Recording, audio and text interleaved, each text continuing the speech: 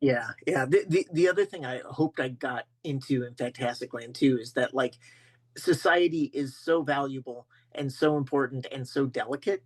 If I don't want to disparage the people I know, but I know a good number of people who, if all of a sudden there were no rules, would look around and go, "Wait a second, there are no consequences, there are no Mm. laws, there's nothing I have to worry about." Who would gleefully hurt other people, but they're just kind of waiting for that moment, and that might be the legit most scary thing in the world to me. The idea that. I call it my Walking Dead theory. I think the reason The Walking Dead was so popular is because it's a power fantasy about killing your neighbors. You know, Mm.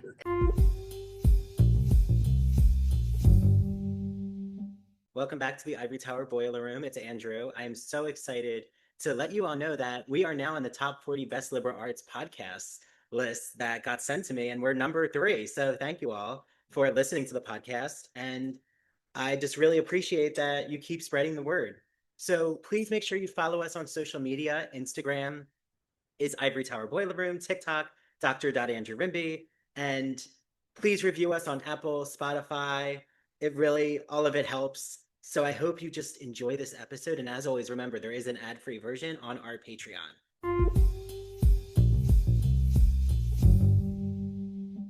We're going to carry over the spooky season festivities. Always horror here. I love horror. So we'll always have horror episodes in the Ivory Tower Boiler Room. It's Dr. Andrew Rimby, joined with a really exciting guest, Mike Bockoven.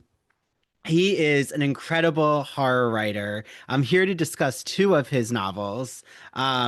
And he lives in Nebraska, so I'm really feeling the clown in a cornfield kind of vibes here. I'll have to get your take on that film. oh He yeah, lives there with his wife Sarah, daughters Emmeline and Tessa, and as it says in his bio, far too many elderly wiener dogs. that is the truth. Yeah, I love that. So, Mike, welcome to the show, and I'm thank just you. really excited to pick your horror brain. Uh, Okay. so, something I always find is anytime I interview specifically horror authors, is they're like some of the most jovial, like gregarious people. Like, I don't know if that's just like the outward presence, but internally full of so much just gore or thinking over all of these grisly details. Like, how did your horror mind formulate? Like, when did this fascination begin with you? God, that's a great way to put it. Like jovial horror people. Quick divergent. Have you ever seen? I don't want to call it famous, but there's a photo of the first time they screened the first Alien movie in the Mm-mm, late '70s, no. and it's a photo taken exactly as the chestburster scene is being projected onto the screen, and you've got probably 12 people in the audience, and 11 of them are in various stages of grossing out, and then there's a guy in the back leaning back on. And like that's always been me. That's always kind of the people where you look back and it's like, oh, this is fun, we're having a good time now. And that's kind of what horror as is to me currently, is just we're all just having fun. But the synthesis of where horror started for me. First off, thanks for having me on. I should probably get the pleasantries done. Really appreciate it, and given my work, any sort of attention is more than it deserves. So I appreciate that. Um, the For me, horror started real early. I was the kid drawing Freddy Krueger on my notebook and getting my parents called in the 5th grade. And there's this cartoon I like where a guy who's sitting there with a horror shirt looking into the camera saying, "It's not a phase, Mom." And then they cut to 45 years later and he's old and wearing the same shirt and goes, "Oh God, I guess it's kind of not." Yeah, that's kind of me. It was just something. I don't know if it was hardwired. I don't know if it was saw the same thing too early. I belong to the same generation of people who their origin story is, "Oh, I read that Stephen King book too early." Which is Mhm. what happened, which is what led then to Clive Barker, which is what led to McNamara, which led to a whole bunch of other horror authors. And I just never stopped. And as far as horror goes, I like to tell people that I hope I can carry on a conversation. I hope if you Mhm. present me with like a piece of art that I can appreciate it and I can internalize it. If you show me a Bergman film, I can admire the keen Scandinavian, the keen intellect and everything that went into it. But I'm not going to lie to you and say that my favorite movie isn't Return of the Living Dead, because it is. Mm. That I watch that movie more than anything, and I love it, and it's my favorite, and that's kind of how it's just always kind of been there. Yeah, and I might be, jumping ahead, but I feel like what's so interesting is that I'm always curious, like what's coming out right now, like your work, which is like we'll talk about a little more Okay. like disaster horror, catastrophe Mhm. horror, Mhm. um, and thriller, of course. But do you feel like horror films and horror literature, like the trends go hand in hand, or do you feel like one is kind of more innovative than the other? Good question. And I think the question, my answer is how deep you dive into horror cinema. Because right now, the thing I love about horror lit, other than the fact that it's one of the kindest, most supportive communities I've ever been a Mhm. part of, and I've been part of some fandoms, some of them not so, not so whoop de doo. Um, is that the horror lit community is just fantastic people, and they're serving everything. So if you want extreme splatterpunk, if you want ghost stories, if you want environmental disaster, if you know all those things, then yeah, you can find it. And for me, it wasn't that hard to find once you got into the community, because everyone's constantly recommending and showing what they're reading and everything. Mm. Horror TV and movies, I almost find information on that a little harder to come by, and maybe that's my media diet, or maybe it's a product of the fandom or the culture. Mm. I just heard I listened to Fangoria's podcast with Dr. Rebecca McKendry and a couple other people, and every week she's like, "Oh yeah, this horror movie came out where Vietnam soldiers are getting eaten by dinosaurs." And I'm like, "What? That sounds amazing! I would love to watch that movie." And then you Yeah. track it down, but when it takes a lot to make a movie. So when those sort of things come out, I find myself more surprised by horror, filmed horror, if that makes sense. Yeah, no, no, that makes sense. And I was just teaching the yellow wallpaper, which is like one of Oh my yeah. favorite. I just love that for Gothic, Hmm. like psychological thinking with Yeah. the narration and really what's going on with her hallucinations and mental health. But like, do you find that your work, would you place it more in horror, or would you like say it's a combination of like horror meets a psychological thriller? Yeah. I am definitely a We Are the Monsters kind of guy. I have no problem at all with supernatural. I love creature features. I love one of my favorite horror books I read last year was The Horror. I don't know if you know that one, but Mm. it's kind of about a oh Sondergren. I can't remember his first name. I'm so sorry. Last name is Sondergren, but it's a story about a creature that washes up and might have a little bit of how do I want to put it? Not even elder god sort of vibes, but just kind of shape shifting, super knowledgeable. And it's Mm. also this sweet love story, and it's got some of the nastiest body horror of it, just all over the place. And um, I love that sort of stuff. For me, my two books that are epistolary, and I've got another one coming out next year. Those are all people, and I don't think you need to look too hard to figure out where where I'm drawing inspiration from. I mean, I wear it pretty much on my sleeve. It might I might find it more fun to go into into something a little more creaturey, and I've done that in the past. But for where the muses are right now and where my interest kind of lands, people are doing terrible stuff, and he says with a weird smile on his face, and that's kind of where my interest is drawn literally. Well, and that's what I think is so fascinating with horror, Gothic, Hmm. like for you, is Gothic literature like the way that I was always taught it was more from that 19th century. Like I'm a 19th Yeah. century scholar. Like so Poe, Wow. the way of Very cool. like thank you. But like the haunted house, that type Mhm. of very like insular, the atmosphere just feels very dreary slash like there's just a foreboding sense of doom. Like it's something Yeah. that's very psychological, where horror Mhm. usually just involves more of like that terrifying the monster or Right. something Right. that isn't like just internal, but there's like the external Hmm. villain. Yeah. So Yeah, but I do feel like your work though does have that gothic. I was talking about Come Knocking. Yeah. So one of the novels that we're talking about. Oh, cool. And I was talking about it in the American Gothic Symposium that I'm Oh, part of. And um they were like, "Well, do you think that it is a gothic text?" And I'm like, "Well, it is an immersive theater experience in an abandoned warehouse. yeah. And like the actual setting to me is very gothic. Like if you were Yeah. creating it in a film way, the cin Mhm. the cinematography of it feels gothic. Yeah, and I tried to, and you can tell me if I succeeded or not. Tried to infuse the whole thing with just a kind of, hey, something is off here, something is Yep. going to go wrong, something's going to go wrong, and then when it goes wrong, hopefully I can deliver like the horror goods, you know. Oh yeah. I flippantly say to people, Fantastic Land is kind of my big hit right now, and people will say, well, could it really happen that fast, or that happened way too fast?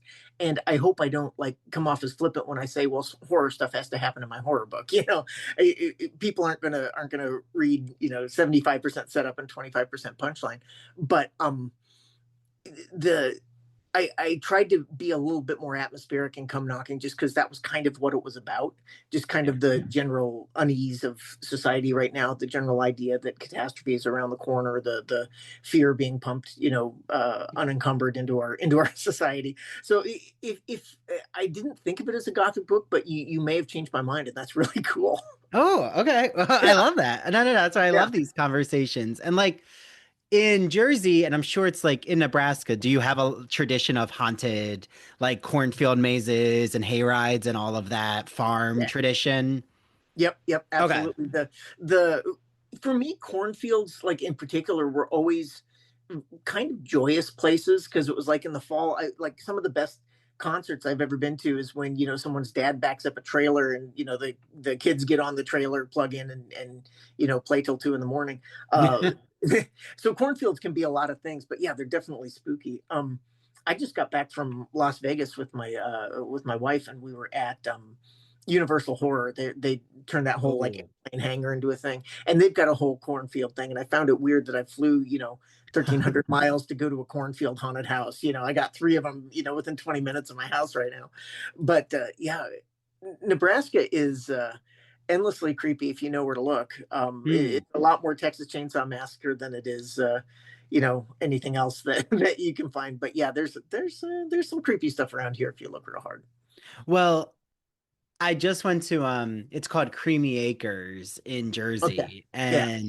And it like for my birthday. It was near where my parents live, where I grew up. And it's like, even the state of our society right now, like, I love being scared or like what's going to come around Yeah. the corner. But I'm like, what happens, like, if there really is a mentally unwell, like a person who dresses up and tries to, kind of like, did you see that horror film Haunt?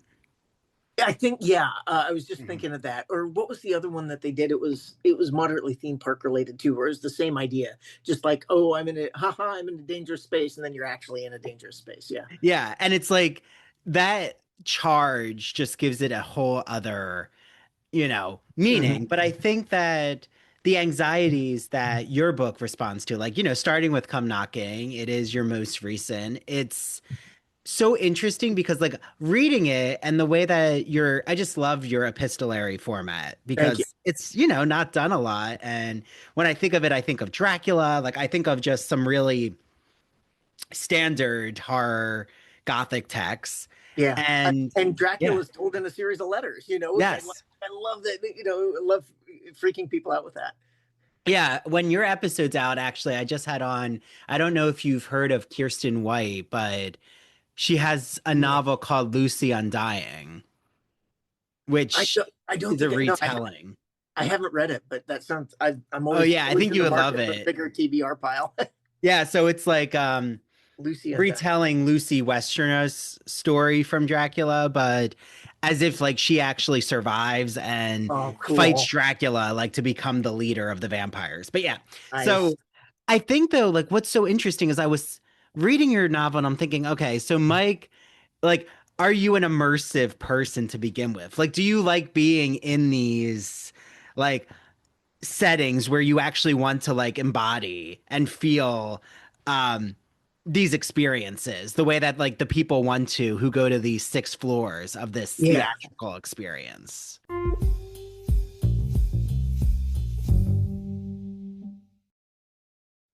The spring season is here, which means there's a new issue of the Gay and Lesbian Review called Victorian Times, all about my favorite period of literature, the 19th century.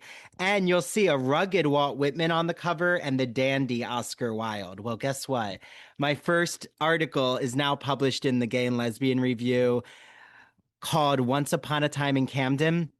It's the intro to my book, which looks into their queer literary relationship, but also Whitman and Wilde's homoerotic poetics, and specifically what Whitman does with male same sex desire before the category of homosexuality even existed. Like, how did he even express this in his poetry? Well, you'll have to read my book to find out.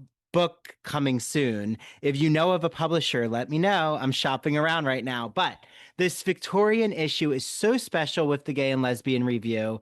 There's articles on Dr. Jekyll and Victor Frankenstein. I'm about to see The Bride, which I can't wait to see. And right, Guillermo del Toro's new Frankenstein is all the rage. There's an article on Monte Cristo's Women in Love, Tchaikovsky's Men. I love Tchaikovsky's ballet. I'm particularly an admirer of The Sleeping Beauty, one on Captain Cobb. There's film and TV shows reviewed like Heated Rivalry, Boots, Kiss of the Spider Woman, which, if you don't know, I had an episode with Jeremy Fox from the Gay and Lesbian Review, the managing editor, and Colin Carmen and Joseph Federico, and we talked all about Heated Rivalry. You have to listen to it. And Kiss of the Spider Woman, I keep recommending to everyone. It is an astounding film. Boots, I actually had the creator Greg Cope White on the podcast too. You'll have to listen to his interview.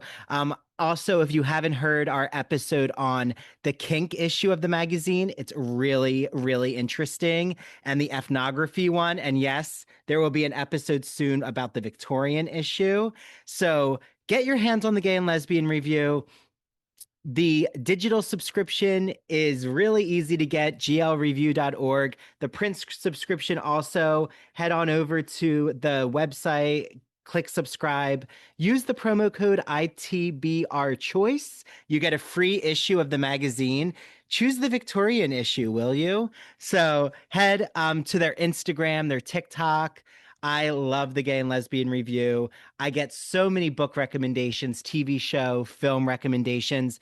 One of the films that I can't wait to watch is in this issue. I want to say it's pronounced Pillion or Pillion. I think I made it French there, with Alexander Skarsgård. So enjoy your reading, everyone. And if you're reading the Gay and Lesbian Review, please reach out to me. I want to let them know, that you all listening to this podcast are reading their magazine.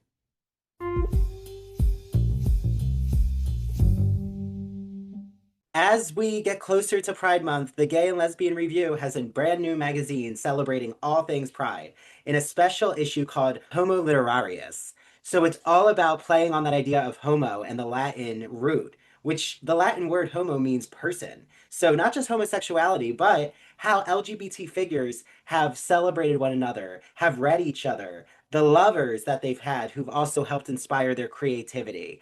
It is a really interesting issue that includes articles about James Baldwin in Turkey, the gays who kill genre. Think about Thomas Ripley or Hitchcock's Rope, or Drew Droge's Messy White Gays. Christopher Street, a fellow LGBT magazine, just turned 50. So there's an article about how Christopher Street came to be. So much is in this issue, and I can't wait for you all to get your hands on it. You can read the digital issue, or you can read the digital issue, or you can get the print magazine. Head to glreview.org, use the promo code ITBR choice for a free issue of the magazine, and I know you all are going to absolutely love it as much as I do.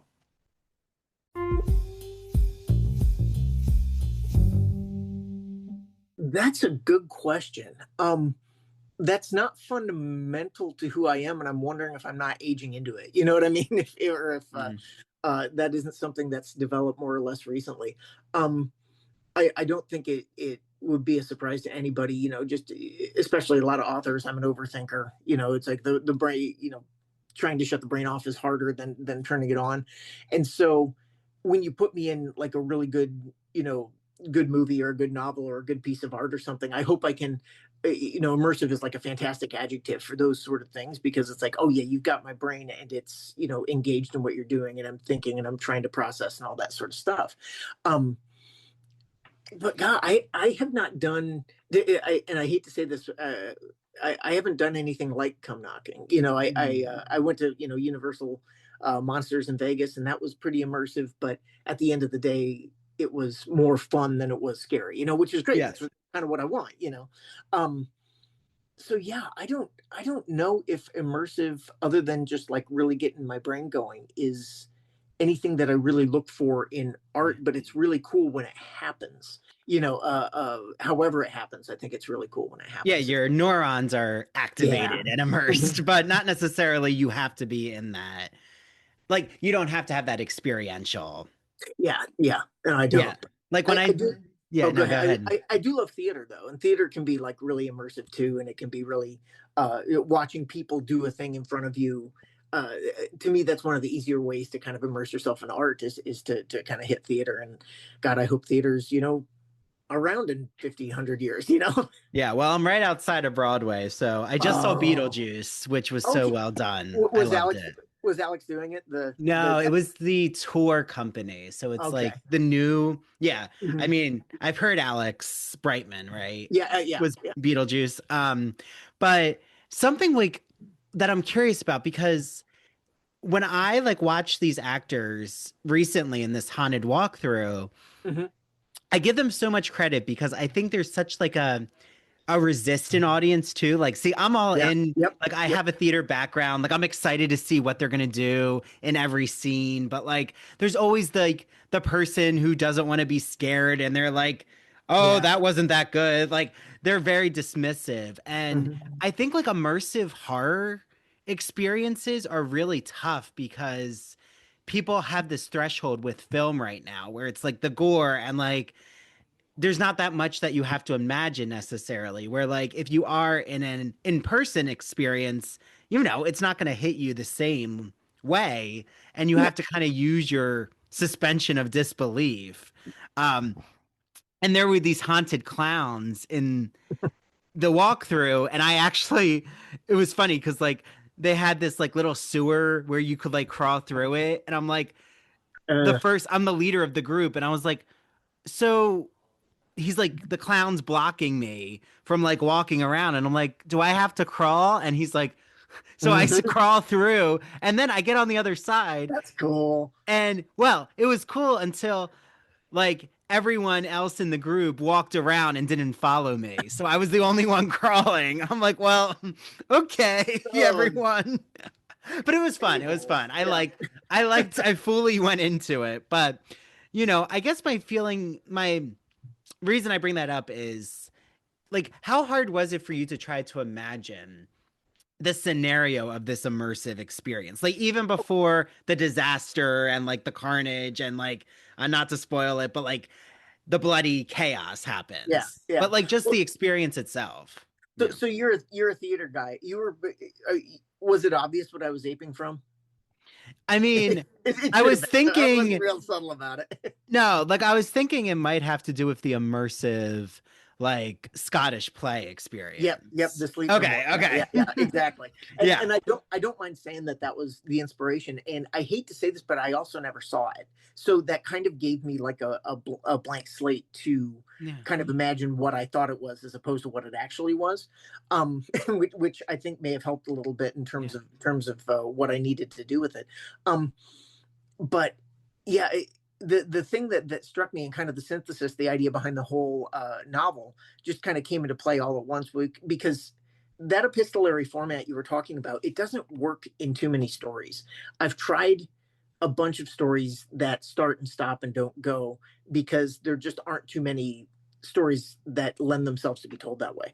And Mm. when I heard about Sleep No More, it's like, wait a second. So you show up, you put on a mask, you don't talk, and you walk through 4 or 5 stories of dark, dark theater, and you're not sure what you're looking at. that's a terrible idea. Let's give that a, not theatrically or artistically, but just from our, societal standpoint. I could see that going wrong in all sorts of different ways. Fantastic Land, my other one, which is set in a theme park, that came from a trip to Disney, which isn't a surprise, where I was basically looking around going, oh my God, so many things could go wrong, and that was kind of the idea.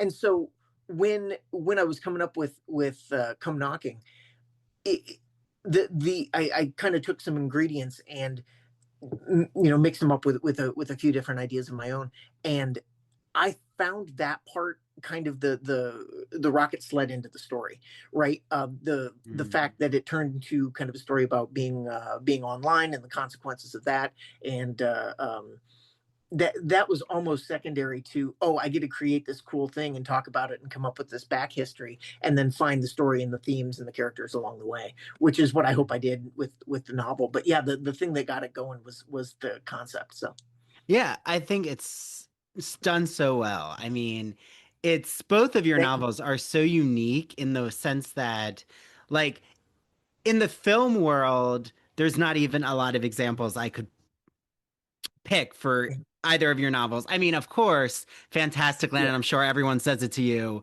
Like, actually, it reminded me first of Goosebumps and Welcome to Horrorland. Sure. Which is just like one of my favorite when I was a child. I loved that book. And then I watched, of course, the TV episode and I was like, that's not what I imagine the alien people to be like. But, you know, that's what happens when they cast people. Adaptation, But like the Final Destination, of course, elements of when they did the roller coaster. Again, it's different because Final Destination, it's a premonition. Yours is not following like that kind of lore of horror. Yeah. But like what for FantasticLand, what I was curious about is like even the way you can bring us into the terror through these interviews. Like, something is going, there was a disaster, but again, you're like building up. It almost reminded me of my favorite horror novel, which is Carrie. Oh yeah. And yeah.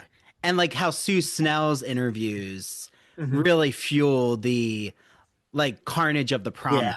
Yeah. Like again, it's like her remembering how horrible everything is and like being the sole survivor. Yeah. Do you want to know where I stole that from? Or everybody takes ideas and kind of mixes them up, right? So there were two things that really kind of got that going. One of them is, and I can never remember the author. I think it's Dave Cullen, and this is going to bring the room down. I apologize. Wrote a fantastic book about the Columbine massacre, and the way he structured it was incredible because it was almost like a memento. It was like forward one direction, backward the other direction, and the end of the book and the finale of both stories smashed together at the end. And just one of those things where it's like, this is incredible structure and also like incredible reporting and incredible writing. And it's a book that's heavy and it's a heavy read, but just like the way he tells it is incredible. And then the other one was the Werner Herzog movie, Grizzly Man. I don't know if you've ever seen that, but it's a documentary about about a man who fancies himself a naturalist and gets eaten by a bear. It's a true story documentary. Wow. And it starts off with you meeting this guy having this weird moment on camera where he's just basically kind of freaking out and being a character. And then it immediately cuts to rib cage. And it's like, oh, this guy gets eaten by a bear and a bear is pulling his muscles off his rib cage. And you immediately know something's going to go terribly, terribly, terribly wrong. And the rest of the movie is just the build up to this thing that's going wrong. And it's like, I love that. I love that structure. And so that's where FantasticLand kind of fell, is I stole from Werner Herzog and Dave Cullen. Yeah, but well, and also both of your novels, like, is it fair to say it's basically human interactions collapsing, like people, society under duress and collapse? Like what happens when you pit people against each other? Yeah, where would I find examples of that? I wonder. I wonder. But well, and that's like such a, there's so much material in the TV realm right now trying to explore that, like Yellow Jackets. I know you talked about Lord of the Flies being an inspiration for Yeah, FantasticLand, but now Yellow Jackets. Have you been yeah. watching Yellow I Jackets? I have, and I will go on the record to saying I love Yellow Jackets. The thing, just kind of as a horror guy, I had of course read some of the. It had been compared to Fantastic Land, not unfavorably, and I'm like, oh, did someone swoop in and film my idea before I had it? And it's like, so I'm coming in with kind of the skeptical eye. And have you watched it? Yes, yes, Okay. yeah, I'm up to date. Yeah, so I'm still behind on season 3, but I'm getting there. But the first episode, they have the scene where one of the characters takes LSD, I think it is, and is dancing around the firelight, and they're playing this creepy PJ Harvey song, and then all of a sudden, smash cut to cannibalism, and I'm like, oh, you got me. Oh, you got me for at least 2 seasons on that scene alone, man. That was fantastic. I Yeah. loved it. And Yellow Jackets, I also have a long-standing Christina Ricci thing. I won't go into it, Oh but yeah. yeah, she's so good. She's In so that good. show. Oh, she's so good. Everybody's good in that show, and yeah, love Yellow Jackets. Well, wait for Hilary Swank Oh yeah, because she comes in at the end of yeah. season 3. Season 4 is going to be the last season, right? Yeah, yep, I think Yep. that's the end. Yeah. Well, and then did you see the new trailer for the Rachel McAdams?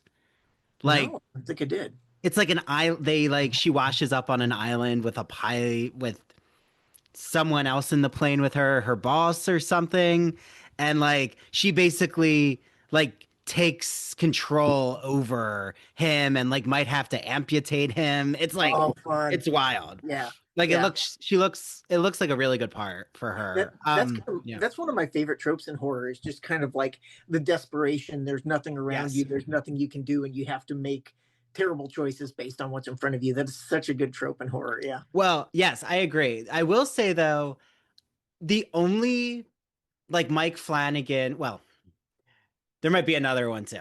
Haunting Oh, of Hill House is I my favorite. I like Mike Flanagan. I think he's doing Yeah, great work.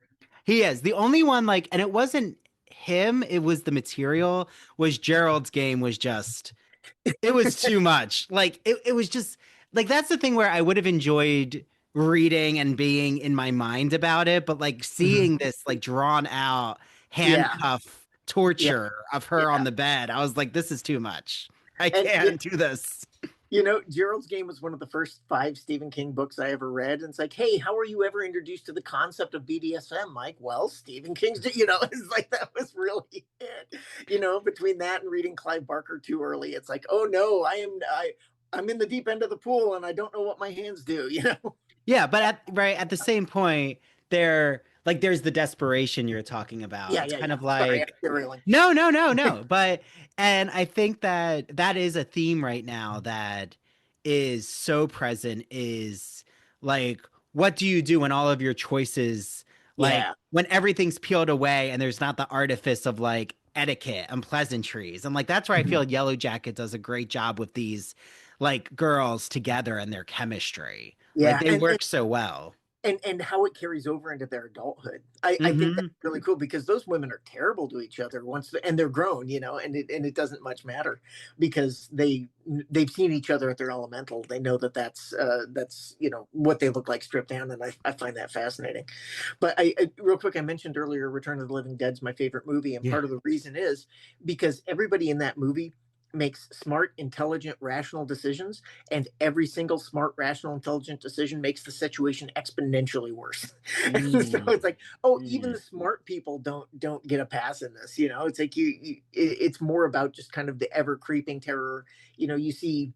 A Friday the 13th that someone runs into, a place they shouldn't run to and get hacked to death. Well, that's one thing. But what if the smart, competent, people who can, who are capable, what if they make things worse too?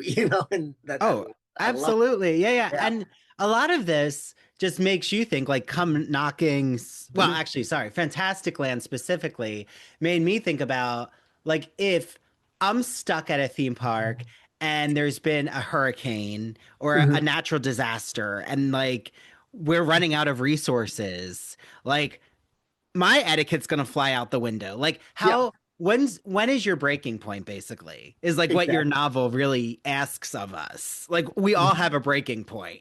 Yeah. Maybe we won't do what they do in the, you know, very gory sense, Yeah. but you know, we will eventually have to choose like who's going to live out the days. Like Yeah. you're not all going to probably survive if there's a lack of resources. Yeah, yeah. The other thing I hoped I got into in Fantastic Land too is that like society is so valuable and so important and so delicate. You know, if I don't want to disparage the people I know, but I know a good number of people who, if all of a sudden there were no rules, would look around and go, "Wait a second, there are no consequences, there are no Mm. laws, there's nothing I have to worry about." Who would gleefully hurt other people, you know, but they're just kind of waiting for that moment, and that might be the legit most scary thing in the world to me. You know, the idea that. I call it my Walking Dead theory. I think the reason The Walking Dead was so popular is because it's a power fantasy about killing your neighbors. You know, Mm. Well, do you know the story? I'm sure you do, but The Lottery by Shirley Jackson. yeah, I do. Oh, talk about My kid read like, that a couple months ago. Did not like it. yeah, I mean, like, talk about a story that starts off so well, like Fantasticland. You think of a theme park, you think of laughter, like Yeah. excitement. You don't think of like maybe heads on a spike, you know? Yeah. You don't think of gore. And, you know, I think that for me, that's what The Lottery did. Like, you're like, oh, this small town, this like Thornton Wilder type town, like it all seems very Community. Pleasantville. And then why are they stoning this woman? Like, what? And, but again, like, this is part of, like you said, what happens when like either violence is encouraged or even, you know, people don't have ramifications. And I mean, all we have to say is like the January 6th pardons, and then, oh, some of them are now committing crimes. That's a surprise. Yeah, You there's the know, surprise. Yeah. it's Or just you, fascinating. it really is, and it's really fertile ground for you know, where does it go, but then what would you do, or if you create a character, what direction would that character go, you know, that sort of thing, trying to be a peacekeeper or a warlord or everything in between. You know, I think there's yeah, it's just a lot of it's a lot of fun, and not in the traditional. A lot of people think it's fun. It's horror fun. You know, that Yeah. you can put them in those situations and then let the monsters out and see what happens. Yeah. Well, and like, would you say you're more, because you mentioned Nightmare on Elm Street. Oh Like, yeah, I'm a Freddy guy. are you a Freddy like every nightmare, or are you like Nightmare on Elm Street 1 and then like the others you kind of just tolerate? Uh, yeah, I'm one of those tolerate guys. 1, 3 parts of 4 and New Nightmare. Those are the those are the ones that work. You know, 2 has the rich kind of subtext to it, so it works as something different than a Nightmare on Elm Street movie, but it still works. 5 is hot garbage. 6 is hotter garbage. You know, I can admit these things and still have a rooting stake in Freddy Krueger. That was one of the again. I'm off topic, but did you see Black Phone 2 yet? Yes. Oh, I was Be- gonna ask you. yeah, Oh, best Nightmare on Elm Street movie in 20 years. Yeah, it is. No, I was like, this is revitalizing the like dream nightmare scape. Like it was yeah. just, I Oh, thought it was good. fascinating. I actually liked it better than the first one, which Me too. Me too. my And I, fiance, he won't say that because he likes the first one better. But I like the genre bending. I was like, I Mhm. wasn't expecting possession. I wasn't Yeah. expecting, it was wild. And it was about Wild. the sister's story, and yeah, and Yeah. the other thing killed me about that movie again to diverge, but other than the kids whose souls he's trying to free, nobody dies in that movie. It's a slasher without a body count, and I'm like, Oh, whoa, that's that's true. That's interesting, you know? true. No, no, Yeah. you're right. That's a good point. And I feel like there actually is something more horrifying in the possibility of them dying than like Absolutely. them actually dying. Yeah. Yeah. Yeah. When she's in the phone booth spinning around, I'm like, oh, you know, Oh that was my. yeah, It great was moment. great. No, it was great. Mhm.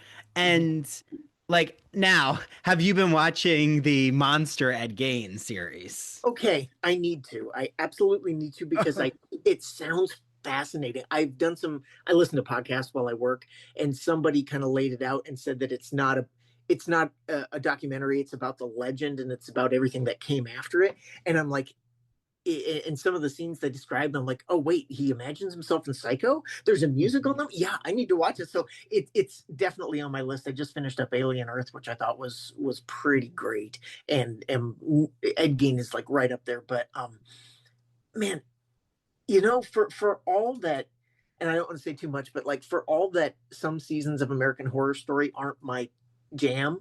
Yeah. Man, they put out some good stuff. The Menendez thing was incredible. The OJ thing was incredible. The Ed Gein thing looks really good.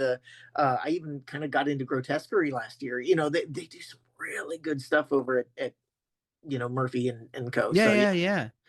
No, I feel like, and of course there's controversy and like some are saying, this isn't truthful or factual. And then, I liked being reminded of, oh, this is a creative liberty, which is true.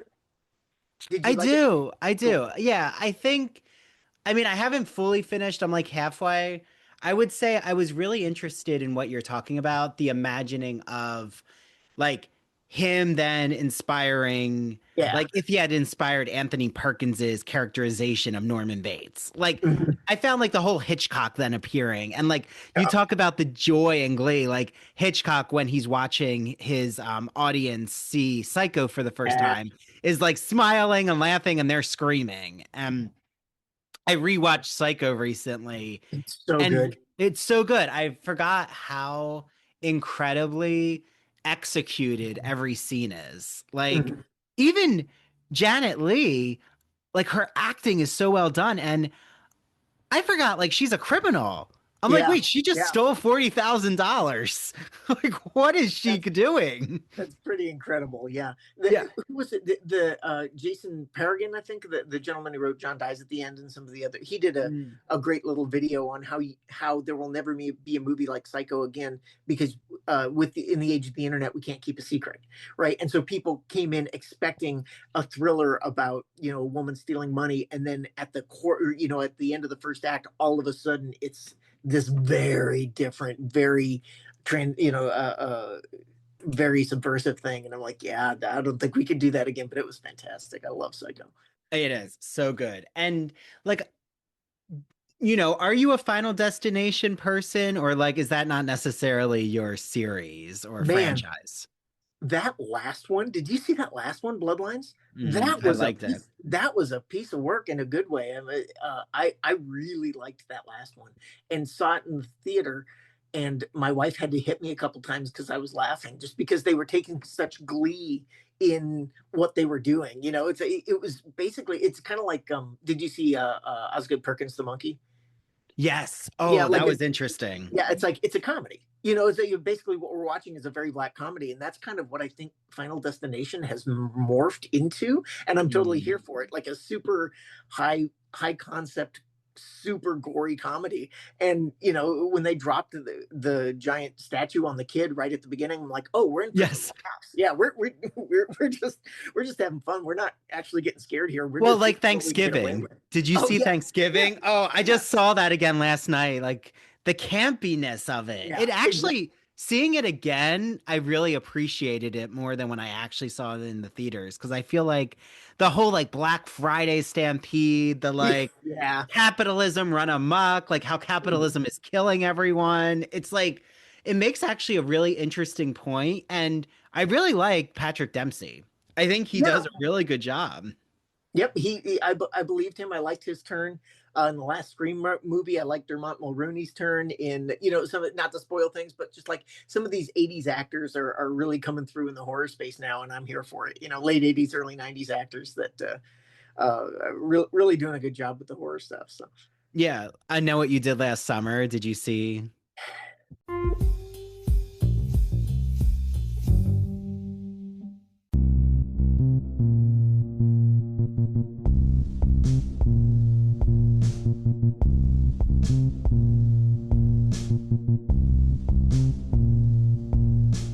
Welcome to Severed, a podcast week dropping new episodes every Monday. Severed True Crime and Severed Paranormal episodes deep dive into murder, mysteries, and the otherworldly in a concise format, a 7-minute story to frame the case with thoughtful analysis, and our usual banter. We sometimes find the lighter side of darker cases. We offer 3 spin-off shows, Severed Strange Stories, Severed Haunted You, and Severed Serial Killers that highlight the unusual to lighthearted topics from the digital dumpsters of true crime, haunted universities, and the minds of madness like Ted Bundy and Jeffrey Dahmer. We are your co-hosts. I'm Harry Chambers. And I'm Drew Hudson. Listen on all major podcast platforms, including Rogue Media Network and Radio Garden State. Follow us on Instagram at @severed_podcast.